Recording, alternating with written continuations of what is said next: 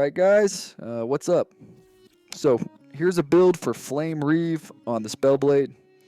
There's many ways to build this. I've tried some, both with dual wielding and two-handed. And this is the one that worked best at 1000 corruption, in terms of balance between damage and survivability. Let's cover our skills. Flame Reave is of course our main source of damage. Scales with fire, melee, area, intelligence, and dexterity. The thing to note is that added damage applies at 200% effectiveness. It is quite an expensive skill which goes for 20 bucks per attack, so the first thing to get is the Dancing Flames node for reduced mana cost while getting some attack speed. Then we have the Rhythm of Fire node that basically gives us a huge damage and a range bonus on every third attack, and then we get down to the Arcane Severance node, which is going to be quite important for the conversion of spell damage into melee damage, and you will see why it is important when we get over to the itemization. Other than that, the other nodes are pretty simple, as they basically just give us pretty intuitive bonuses.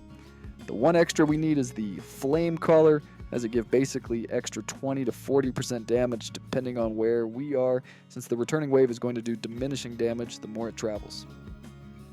Sadly, the coming back wave doesn't give an extra hit proc for buffs, but it's still worth having. As second spell we have Enchant Weapon, which is basically a buff. For this one we get first the bonus duration, so it lasts a total of 9 seconds out of its 15 seconds cooldown, which can be reduced. On this branch here we keep going to the Kindling Blade node for automatic recast. On the top left branch instead we have the juicy buffs, attack speed, bonus flat, and increased fire damage, and also we have this node here that cleanses ailments. On the bottom left, we go for Ignite Chance with this node here and Burst of Fire for a little extra damage and its bonus. The rest is pretty much utility. For example, Flame Ward is for defense, and here we go for less hit damage and elemental damage taken, ward granted, and auto cast when stunned, plus another charge with this Dual Aegis node here on top. Teleport is our traversal movement skill. Here there's no crucial node. I personally went for the ward retention node at the bottom, the mirror image at the top right, and increased buff duration. The last skill is Mana Strike, and we just need it in case we end up dry, so we can just spam it quickly to get mana fast. Here, except for the mana gain nodes and attack speed, I went for the Teleporting Strike node, which makes it ranged, coupled with the next node that makes it auto-target so we can regain mana from a safe distance. Now let's see the passives tree quickly. You will find everything in the planner I put down below, but let's discuss the most important nodes. On the Mage tree we get Intelligence, Attack Speed, and Ward Retention. On the Spellblade tree instead, the important nodes are Arcane Warden, Intelligence on Ward on hit, Arcane Shielding with Shattered Aegis for defense, Essence Duel for attack speed, Mana Reaver for mana on hit, and then we get this node here, Defender of Welrun, which gives us increased crit chance per point in dexterity. We couple it with Prismatic Blade for more dex and attack speed, and finally we get intelligence with ward per second, and this very important node here, Prodigy, which gives us flat crit for every 15 intelligence. So if you were following what I said, we have two nodes that give us crit flat plus crit chance respectively for intelligence, every 15, and dexterity. I redacted a little table here to check which combination of the two you need to get to 100% crit chance with no other modifiers. On the Sorcerer tree, we just get a bit of intelligence, mana, and then we go straight for fire damage and fire penetration. And on the Rune Master tree, we just get the Sphere of Perfection node for extra defense. Now let's take a look at the items.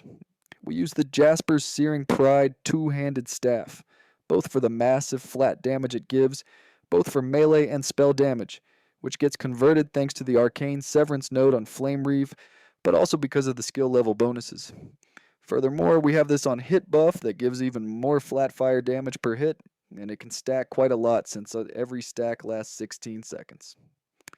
Sadly, Jorah said no to my double slam on this one. You can slam flat damage or crit multi on this. The effect is going to be quite comparable.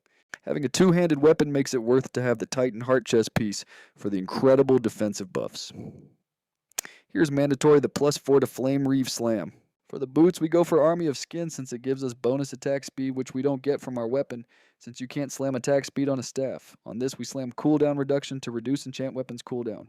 On the glove slot, we have the Falcon Fists, because it also gives us attack speed and some more flat damage. Here, Jorah answered my prayers, as you can see, but if you have to choose, go for the tier 7 attack speed. On the rings, we go for intelligence or dexterity, depending on what you need to maximize your crit chance thanks to the passive tree. And then you get fire damage. For defensive stats, just try to find those you need.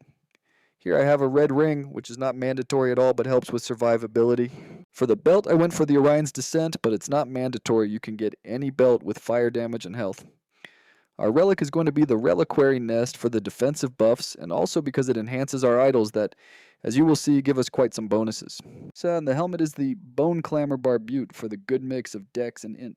Pretty easy to get with a 1 LP where we slam a T7 enchant weapon level. And finally, for the amulet, we have Evolution's End because it's just a generally good item. For the idols, the very impactful ones are this massive ornate idols with melee elemental damage and fire damage.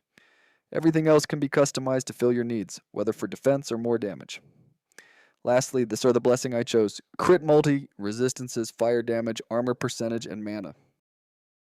As final considerations, I think this build is pretty viable and solid to get through most of the content.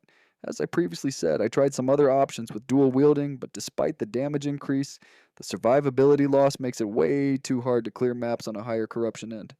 Another thing I want to say is that we don't use the Sunwreath Ring ever, because the mana cost increase makes it hard to sustain the skill against bosses, and also because having it as a circle around you is just bad for mapping, since you'd rather have going in the direction you're walking to. And that's all. If you have any question, feel free to ask in the comments below, and if you enjoyed the video, drop a like and subscribe to the channel. I would really appreciate it. Peace!